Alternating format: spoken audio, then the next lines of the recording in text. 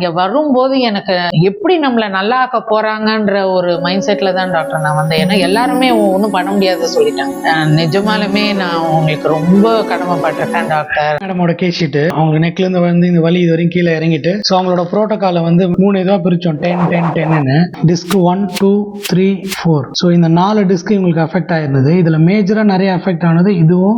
So இது என்ன ஆயிருந்ததுன்னா இந்த போன் வந்து பாத்தீங்கன்னா இது லைட்டா இன்வர்டா ஷிஃப்ட் ஆயிருந்தது, இது இப்படி ஷிஃப்ட் ஆயிருந்தது. அதுக்கப்புறம் இந்த டிஸ்க் வந்து ரீஇன்சர்ட் பண்றது. ஃபர்ஸ்ட் 10 டேஸ்க்கு என்ன பண்ணணும்னு பாத்தீங்கன்னா 15 டிகிரில வச்சு ஒரு ஃபோர்ஸ் கிரியேட் பண்ணுவீங்க.